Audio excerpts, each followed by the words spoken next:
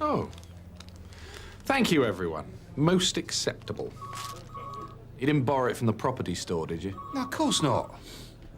Well, thank you, Jim. Well done. He didn't buy it. Not after that Kim Reed fiasco. I did. Really? And there's me thinking you're a Philistine, Gov. Yeah, well, I know you're into that sort of thing, Michael. I happened to be in a local antique shop, and I spotted that. Thought it was appropriate, one way or another. Well, I'm deeply touched. It'll take pride of place on my credenza.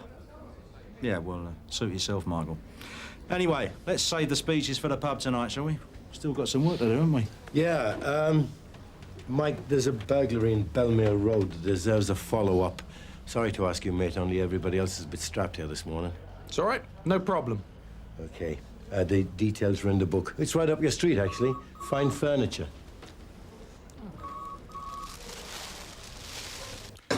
Well, I don't see that a sideways transfer to the Arts and Antiques Squad represents a turbocharged leap forward in his career. It's better than stagnating at Sun Hill for another 7 years. At least he had the initiative to apply. I never felt we were able to tap his full potential here, you know? Well, if you behave like part of the furniture, you get treated like it. Still, if he wants to spend his time fondling objet d'art, that's up to him. It's not what I joined the police for. What did you join the police for, Derek? Oh, Will, I'm going to miss you, mate. No one upstairs is protesting too violently. It's interesting work. Big thing, this antique theft nowadays, isn't it? Yeah, thank you, Sarge. Second only to the drugs trade in financial terms. Organised gangs, international networks. Most people here think I'm leaving to join the Antiques Roadshow. What's your bow tie, you brothel creepers, ready for tomorrow, Mike? We only bought the furniture a few months ago. And they took the lot. Patio table, chairs, everything. They missed this one. That's all. All the new toys have gone as well. And the Lego. People have sunk very low when they steal from infants. Much damage? From what you can see, some in the corridor. You kind of call this damage, huh? My last school, now that was damage. Made a bonfire of all the books. Gas taps turned on. Mr. Chamberlain, our school keeper, he discovered the break-in. Mind you, that was a secondary school. You get a more serious kind of vandal in a secondary school. I mean, here, they're just learning. Alarm system? In the pipeline, I'm afraid. Can you show me the point of entry, please, Mr. Chamberlain? Delinquents, you can see them in the classrooms here. I can spot a delinquent at 5-year-old. I'm not allowed to say now, of course. They don't teach them now. Not like when you and me was at school. They don't even have to sit down in the classrooms. Half the time they just wander up and down the room, putting Lego down each other's necks. There you are.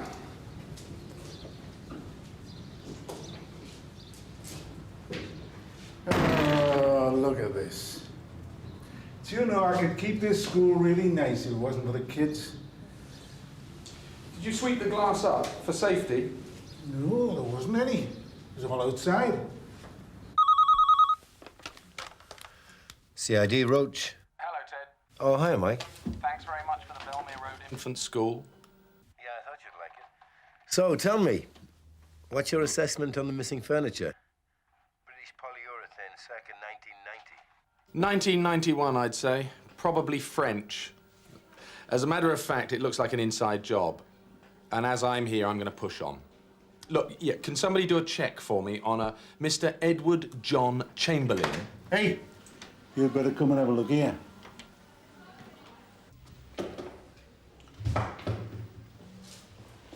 But Nick, the lot. This place was chock-a-block. If you look, Mr. Chamberlain, this lock hasn't actually been forced. Somebody's hacked it about in a rather amateurish way to make it look as if it has. Now, either it wasn't locked... Well, of course it was locked. Then someone's unlocked it. Now, apart from you, who's got a key? The cleaner? Look, this is my school, and I'll keep the keys. Do what? Janitorial supplies. Cleaning materials, Vivian. Floor polish, bleach, liquid soap, disinfectant. And 500 rolls of lavatory paper. Total estimated value, £350. That includes the bog rolls. Oh. The window was broken from the inside, Mrs. Winton. The storeroom door was unlocked. Whoever gained access to this building last night did so with a key. I'm sorry, I just can't believe Mr. Chamberlain would steal anything from us. He's been keeper here for 10 years. The job's his life. We must take holidays. Never in term time. Has he ever had sick leave at all? I mean, has his job ever had to be covered? Hardly ever. When was the last time? 3 months ago, for a couple of weeks, he had to go to hospital. A minor operation. Well, who takes over when he's away? Does the cleaner step up? No, the council sent a relief. CID Martella speaking. Oh, hello again, Mike.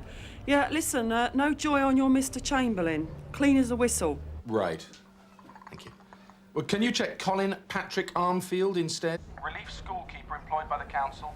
He worked here at Belmere from the 2nd to the 13th of February. There's something else that would be useful if you're not too busy. Yes?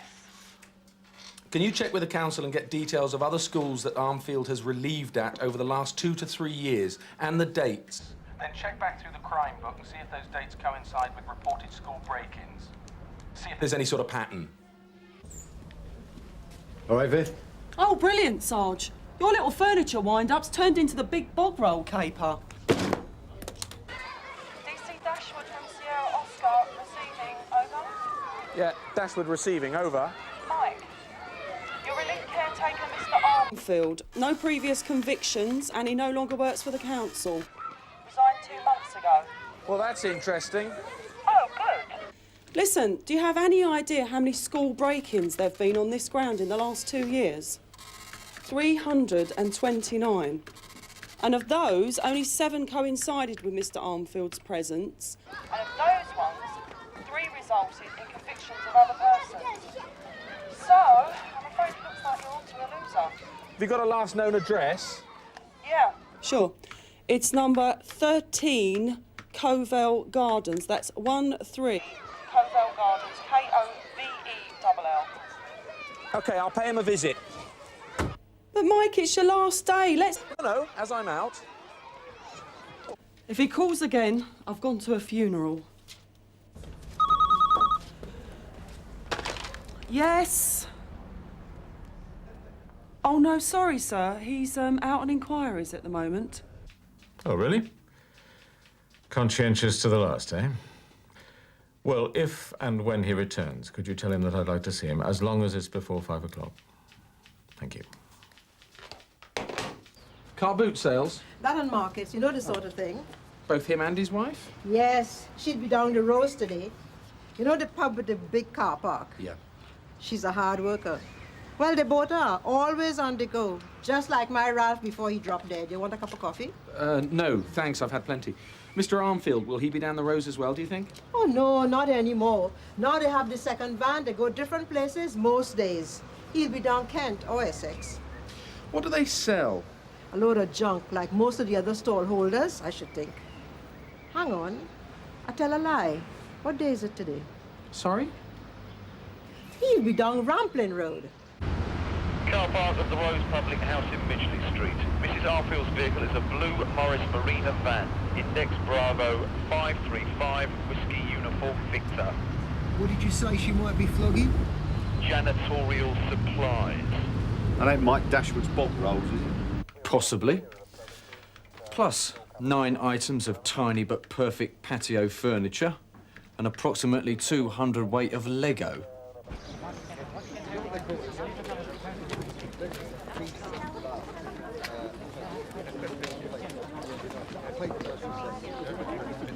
I don't know why they call it a car boot sale. There ain't a car inside. It's big business now, mate.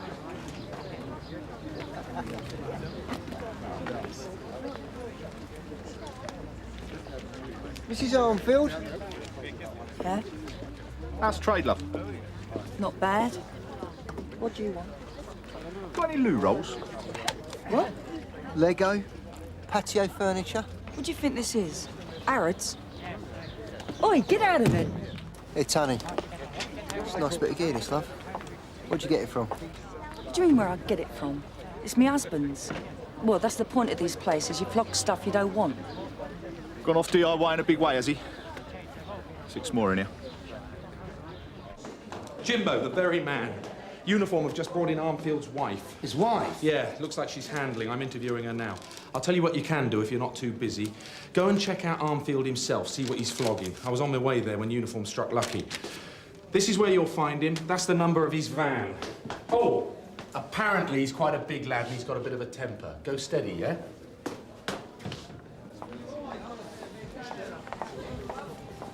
Colin Armfield. Sorry, mate, we're closed. I'm pleased, Mr. Armfield. DC Carver, Sunhill. Can I look in your van, please? Oh, you all right, mate? DC Carver from Mike Dashwood.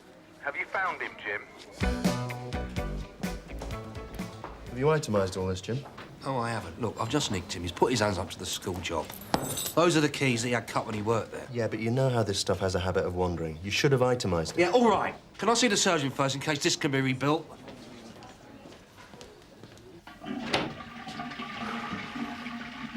Jim, how's the face? He's being charged. Who? Well, who just think? Armfield. Oh, right. I think he's small beer now, actually. Carol's the one, his wife. Oh, first name turns, that's nice. Could even be a lead on a couple of blaggings. I've got Tosh and Viv checking serial numbers. Yes, he is, Taking the actually. burger at Bowden's Building Superstore. Yeah, sure. What's going on? Inquiries on the Bowden's burglary. Yes, sir. It's DC 40 grand's worth of power tools last week. Bowden's. Well, where's T? Gone for a search warrant. Monroe authorised it. Where's Carver? Hospital. Hospital? Where's Dashwood? Well, a lot of it. Colin's a bit of a dimbo, really. You mean he doesn't know you flog bent gear? Oh, he knows. It was him that got me started off, in a way. When he was a relief caretaker. Well, because when I first started doing the boot sales, I was totally legit. Just sold junk from home and things I bought cheap at jumble sales. But, you know, he was bringing home the odd bar of soap here and a packet of bog rolls there. And I just slipped a few bits and pieces on the store and they sold. So easy. And one thing led to another. Well, it does, doesn't it?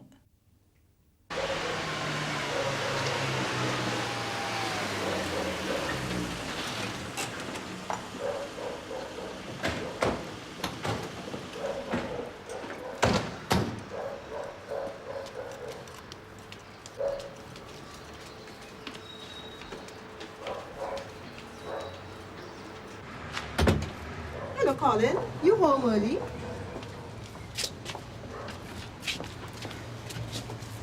That's why Colin started getting the keys cut when he was at the schools. Because things were moving along. To show that he could keep up like. Totally stupid. By lifting something more than would fit in his pockets. Yeah. But he's not a blagger. He's just a donkey with criminal tendencies. And are you a blagger, Carol? Leave it out. Why? I'm not sexist where crime's concerned. Last Tuesday night, those drills were in Bowden's warehouse. Today, they're on your stall. How did they get there if you didn't steal them? There's a lot of jewellery here. There's sportswear, box fresh trainers. There's more drills and other electrics. Where did all this gear come from, Mr. Armfield? I don't know nothing, mate. I'm just in janitorial supplies. We're going to try the garage next. Yeah, you do that, Ted. You'll probably find the Lord Mayor's coach. Jewellery, even. That could take us into the realms of armed robbery. And the sportswear. About 3 weeks ago, there was a lorry hijack. The driver took quite a beating. And that was full of designer tracksuits. Look, don't try and appeal to my conscience. I haven't got one. I just buy and sell, OK? I'm not interested in the whys and wherefores. Who'd you buy from? The Villains Direct? Yeah. They form a queue outside my front door. Or someone in between? A wholesaler?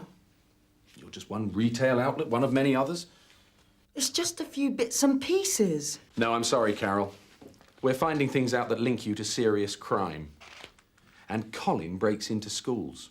Who's to say he doesn't break into superstores, warehouses, jewellery shops? Who's to say you don't? All we want is the name of one man, the wholesaler who supplies you. No one's going to know it's you that helped us out. If you're just one retail outlet, if there are dozens of others just like you, it could have been any one of them that blew the whistle. The big fences understand that. It's an occupational hazard for them. Did it start in a pub? Or at a car boot sale, perhaps? Friend of a friend with a few pairs of jeans going cheap, or a video? Like you say, it's so easy. And so hard to say no when they keep offering more. And more. Until you're part of the system. And you are part of the system, aren't you, Carol? What's his name? Your supplier. It's not a he. It's a she.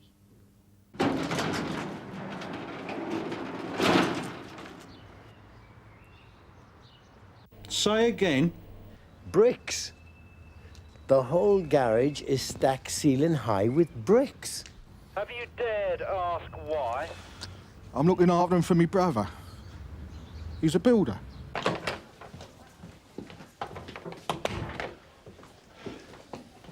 Mrs. Armfield's come across with a name. Judy Bannister? Never. She's retired, isn't she? Nope. She's running a wholesale business out of an old factory in Finbar Street. Her sons are acting as drivers and site security. Oh, dear. Anything else at the Armfields? Yeah, garage full of bricks. What kind of bricks? The kind the third little pig used to build his house with, Michael. Bricks. Yeah, well, do you mind if I take a look? I've finished with Carol for the time being, and I expect you'll want to deal with the Bannisters. Oh, yeah. I'd love to.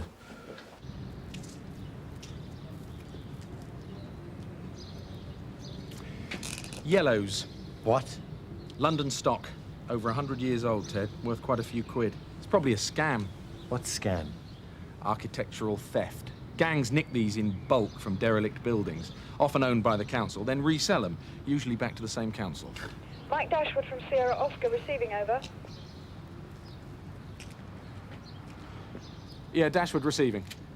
Just a reminder that the Chief Super would like to say bye-bye, Michael. OK, thanks, June. I'll be there in about 20 minutes. I should talk to Armfield along those lines, Ted. Find out what site his brother worked on, then check with a few local councils, see what refurb work they've got in hand. I'll see you later.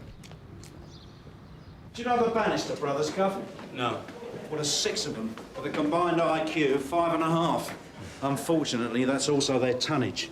So, if we're going to hit Finbar Street, it's got to be mob-handed, preferably with the Royal Green Jackets as backup. Now, according to information received, Judy, that's their mother, she's running the biggest fencing operation this side of an Australian sheep farm. Right. Well, is the information good, Frank? I mean, we're talking big resources here. Michael Dashwood got it. Believe me, Gov. Today, that's all you need to know. Should have brought the bricks as well, Ted. Could have built a warehouse to put this lot in. Any chance of bail? Only tomorrow's our busiest day market-wise. You fit? What for? A briefing. Anything as long as it's not stolen property. Well, it is, actually. With grievous bodily harm thrown in. Whose? Yours and mine. We're going to see the Bannisters. Why? Guess. I was saying to Chief Inspector Conway earlier, Michael, I think this move could be very beneficial for you. And for the antique squad, of course. Do have a biscuit. Oh. The problem with some of these specialist departments, no, thank you, is the lack of officers with the requisite knowledge and expertise. Well, this is it, sir. Tell most policemen that you're looking for a low boy and you'd get a very funny look. Quite. Do you know exactly what your new duties will be? I'll be on the knocker squad. I'm sorry? Knockers, sir. Villains who go around knocking on doors, gaining access, then buying antiques for a fraction of their value. Oh, right. Well, that's what they used to do. Elderly antiques owners are far more aware of the problems these days, so the knockers tend to turn up as bogus officials, do a recce, come back later and burgle the place. How about you, sir? You worth knocking? I beg your pardon? Are you an antique person? Well, Marjorie and I do have 1 or 2 pieces, yes. Fully insured, I hope. I think so. Have you had them valued recently? Valuations are usually woefully out of date. Well, not recently, no. People just don't know what they're buying. That's the problem. Or who they're buying from. The lower end of the antiques market is a villain's paradise. Most of the dealers just don't keep proper records. Stolen gear just filters into the system. I should think half the law-abiding citizens in the land have got an iffy antique on their mantelpiece. Quite. Well, it's good to know that you're going where your talents will be appreciated. Thank you, sir. I expect you'll miss the hurly-burly of division, though, hmm? Oh, yes. Hello, Dennis. It's D.I. Burnside. I've got a warrant here to search these premises for the proceeds of blaggings too numerous to mention. Can we come in? Didn't think we could. Right, where you go. D.I. Burnside to all units. Make sure that backyard is tight. Everybody in! Go on!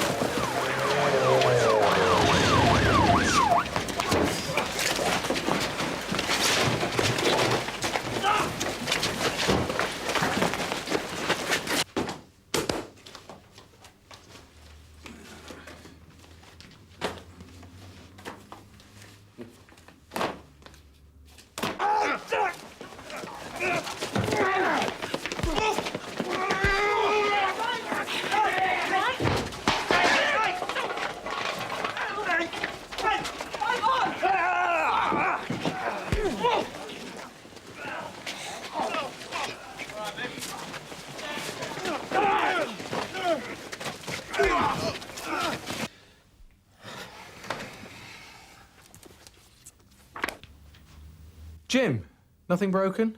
That's all right, then.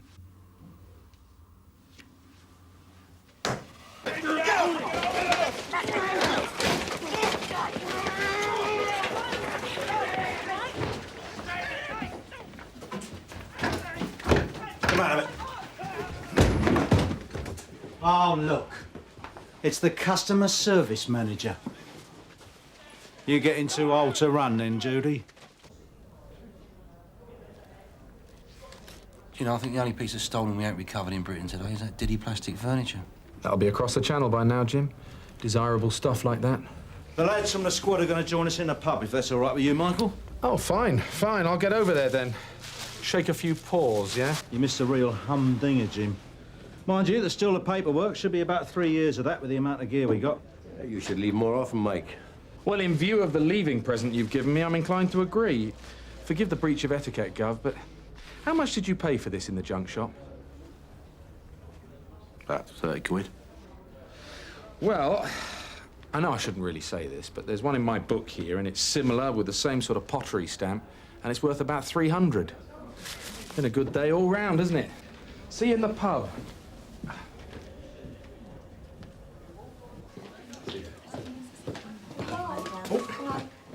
Good luck, Mike. Oh, cheers. I'm in the pub until 11. Oh, sorry, Mike. All the best with the fine art, mate.